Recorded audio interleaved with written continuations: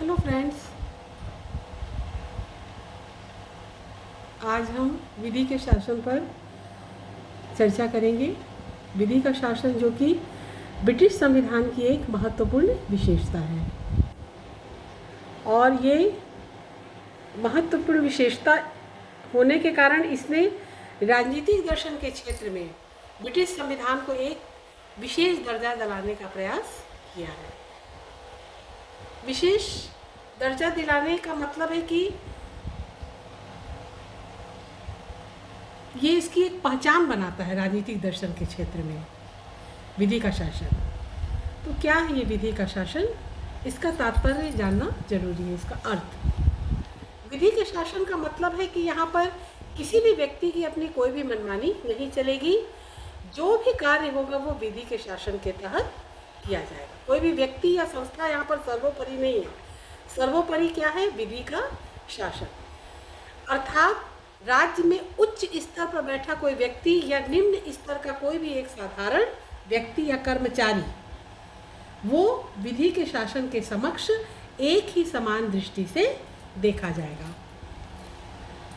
इस व्यवस्था को प्राप्त करने के लिए ब्रिटिश नागरिकों ने बहुत लंबा संघर्ष किया और लंबे संघर्ष के बाद उनको ये व्यवस्था प्राप्त हुई थी।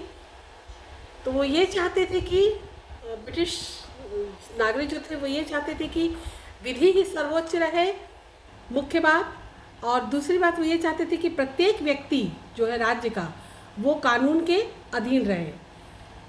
विधि ही सर्वोच्च रहे, प्रत्येक व्यक्ति कानून के अधीन रहे। और तीसरी बात वो चाहते थे कि सरकार जनता के प्रति उत्तरदायी हो। तो इसके लिए उन्होंने व्यवस्था की थी कि सरकार संसद के प्रति उत्तरदायी हो और फिर संसद के माध्यम से वो जनता के प्रति अपने कार्यों के लिए उत्तरदायी हो। अब डायसी की बात हम करेंगे। डायसी ने विधि के शासन को बहुत अच्छे तरीके से उन्होंने इसकी व्याख्या की है और वो इसकी मुख्य रूप से 3 विशेषताएं हमारे सामने डायसी प्रस्तुत करते हैं। उन विशेषताओं से हमको समझ में आ जाएगा कि विधि का शासन वास्तव में क्या है या ब्रिटेन में वो किस रूप में हमें देखने को मिलता है। तो डायसी ने सबसे पहले जो बात कही वो कहते हैं कि विधि ही सर्वोपरि है या विधि ही सर्वोच्च है। इसके तारतम्य में डायसी ने प्रस्तुत किया है कि ब्रिटेन का प्रत्येक व्यक्ति, उच्च पद पर आसीन व्यक्ति से लेके निम्न पद पर कोई व्यक्ति, हर व्यक्ति कानून के समक्ष समान है। इसके लिए उन्होंने स्पष्ट किया कि कोई भी सरकारी अधिकारी ब्रिटेन में जो कि काम कर रहा है, वो विधि के शासन के द्वारा जो कुछ भी तय कर दिया जाएगा उसको ध्यान में रखकर ही वो क्या करेगा? अपने कार्यों का संपादन करेगा। वो किसी भी प्रकार से अपनी मनमानी वहाँ पर नहीं कर सकता, न किसी भी प्रकार की वो निरंकुशता कर सकता है।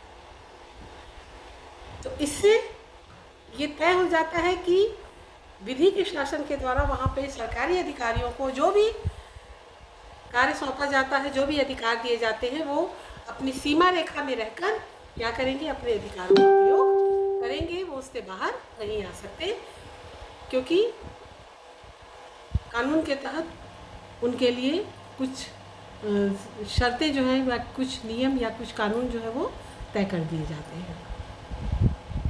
तो इससे फ़ायदा किसको होता है? सामान्य व्यक्तियों को, क्योंकि उनके साथ किसी भी प्रकार का सरकारी कर्मचारी या अधिकारी जो है वो मनमानी नहीं कर पाएंगे। दूसरी जो बात आती है वो ये है कि समान न्याय और समान कानून, एक समान न्याय और एक समान कानून। ब्रिटिश शासन व्यवस्था में जब हम विधि के शासन की बात करते हैं तो हम वहाँ पाते हैं कि वहाँ पर सरकारी अधिकारी, सरकारी कर्मचारी और सामान्य जनता दोनों के लिए एक ही समान कानून और एक ही समान न्यायालय की व्यवस्था की गई है।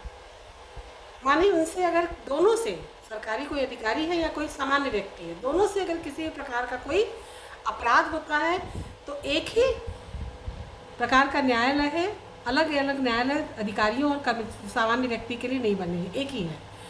उसी न्यायालय में उनके खिलाफ मुकदमा लड़ा जाएगा और एक ही प्रकार के कानूनों के तहत दोनों के ऊपर मुकदमा जो है वो लड़ा जाएगा। इसमें फ्रांस की स्थिति थोड़ी सी भिन्न है। फ्रांस में प्रशासकीय अधिकारी जो है, वहाँ के सरकारी अधिकारी, उनके लिए कुछ अलग कानून बनाए गए हैं सरकारी अधिकारी के, पर ब्रिटेन में ऐसी व्यवस्था नहीं है। यहाँ पर समान कानून की व्यवस्था है। तो ये भी विधि के शासन को या नागरिकों के बीच में एक एकरूपता को क्या करता है, लाने का प्रयास करता है। तो ये दो चीज़ें हो गई मुख्य रूप से हमारे सामने, जिसमें कि डायसी ने स्पष्ट कर दिया है कि पहली बात में उन्होंने कहा है कि विधि सर्वोपरि है, और दूसरा उन्होंने कहा कि समान न्यायालय और समान कानून दोनों के लिए, सरकारी अधिकारियों के लिए भी और जनता के लिए।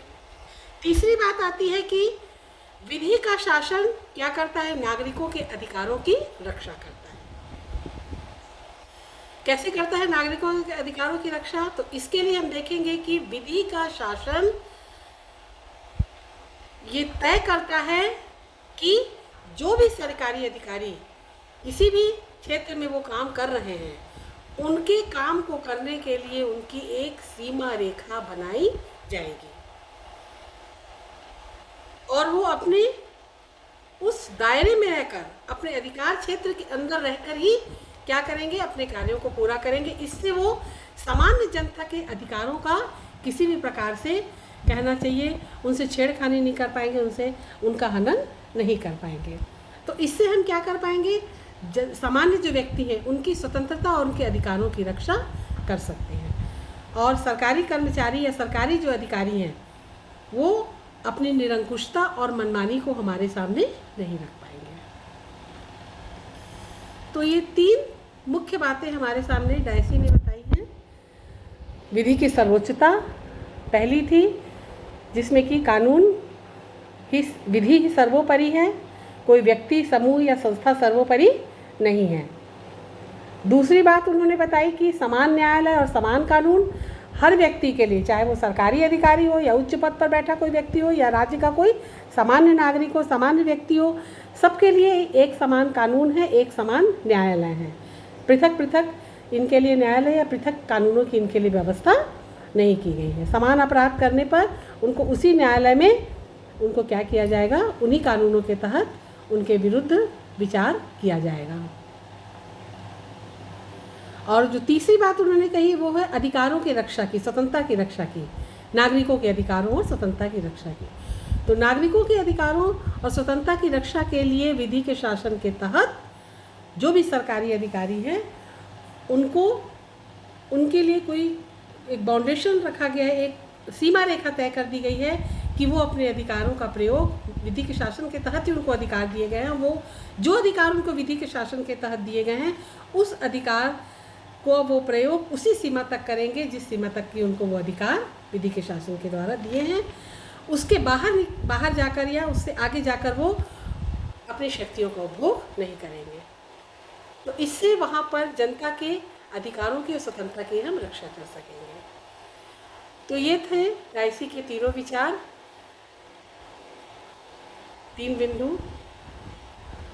लेकिन एक ऐसा भी कहना चाहिए, आगे जब हम बढ़ते हैं इसी तारतम्य में तो हम देखते हैं कि कुछ चीज़ें इसमें हमें, ये तो एक पक्ष हुआ, जो पक्ष मान रहा है कि जिसको कि डायसी ने हमारे सामने प्रस्तुत किया है, वो ये मान रहा है कि विधि का शासन ब्रिटेन में पूरी तरीके से देखने को मिलता है।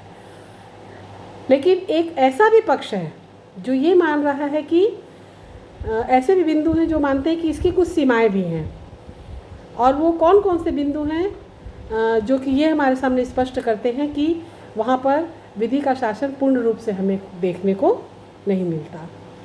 तो उन बिंदुओं का अध्ययन हम अपने दूसरे पार्ट में करेंगे। धन्यवाद।